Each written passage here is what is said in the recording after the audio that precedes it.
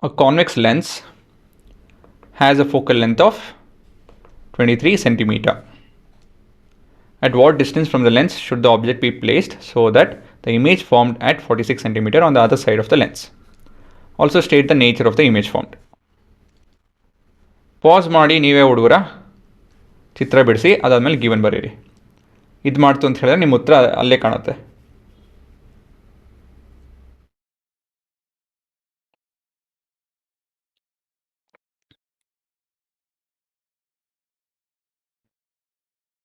Okay, ಏನಿದು ಕಾನ್ವೆಕ್ಸಲ್ಲಿ focal length ಆ ಕಡೆ ಇರುತ್ತೆ, ರೈಟ್ ಹ್ಯಾಂಡ್ ಸೈಡ್. ಸೊ ನಿಮ್ಮ ಫೋಕಲ್ ಲೆಂತ್ ಇಲ್ಲಿದೆ. ಫೋಕಲ್ ಲೆಂತ್ ಎಷ್ಟಿದೆ? 23. ಸೊ ಇದೆಷ್ಟಾಗುತ್ತೆ? 46, 23, 46 ಅಲ್ವಾ? ಸೊ ಇಮೇಜ್ ಈ ಕಡೆ ಇಡ್ತು ಅಂತ ಹೇಳಿದ್ರೆ, ಆಬ್ಜೆಕ್ಟ್ ಈ ಕಡೆ ಇಡ್ತು ಅಂತ ಹೇಳಿದ್ರೆ ಇಮೇಜ್ ಈ ಕಡೆ ಇರುತ್ತಂತೆ ಅಲ್ವಾ? ಇಲ್ಲಿ ಹೇಳಿದ್ದಾರೆ ನೋಡಿ, ಇಲ್ಲಿ the image formed at 46 on the other side of the lens. Other side ಅಂದರೆ ಈ ಕಡೆ ಆಗಬೇಕು ಅಂತ ಹೇಳಿದ್ರೆ it has to be a real image ಅಲ್ವಾ? ಸೊ 46 ಅಂತ ಹೇಳಿದ್ರೆ it is on the 2f2 scenario. ಇಲ್ಲಿ 2f1ಅಲ್ಲಿ ಇಡ್ತು ಅಂತ ಹೇಳಿದ್ರೆ ಇಮೇಜ್ ಅಲ್ಲಿ ಆಗುತ್ತೆ ಅಲ್ವಾ? ಅದೇ ನಿಮ್ಮ ಉತ್ತರ, ಸರಿನಾ? ಸೊ ಯಾರಿಗೆ ಬಂದಿದೆಯೋ ಬೇಯಿಸ್ಕೊಂಡ್ರು, ರೇ ಡಯಾಗ್ರಾಮ್ ಚೆನ್ನಾಗಿ ಕಲ್ತಿದ್ದೀರಾ ಅಂತ ಹೇಳಿ ಅರ್ಥ.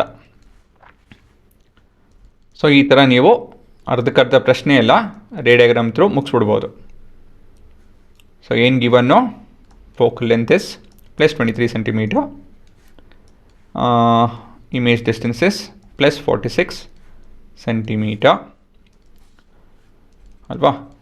ಸೊ ಯು ವಿ ಎಲ್ಲ ನೀವು ಡೈರೆಕ್ಟಾಗಿ ಸ್ಟೇಟ್ಮೆಂಟ್ ಏನು ಬರೆಯೋಕ್ಕೆ ಅಂದರೆ ಕ್ಯಾಲ್ಕುಲೇಷನ್ ಮಾಡೋಕ್ಕೆ ಹೋಗ್ಬಿಟ್ಟು ಸ್ಟೇಟ್ಮೆಂಟ್ ಬರೆದ್ಬಿಡೋಣ. As V is equal to 46 centimeter which implies at 2f2 right. So the image is at 2f2 ಆ ರೀತಿಲಿ ಬರೀಬೇಕು. ದ ಇಮೇಜ್ ಸ್ವಲ್ಪ ಚೆನ್ನಾಗಿ ಬರೆಯೋಣ. The image is at 2f2 ಅಲ್ವಾ? Therefore the object will be at 2f1 ಸರಿನಾ? So ಇದು ನಿಮ್ಮ ಉತ್ತರ. So this implies u is equal to 46 centimeter, negative 46 centimeter.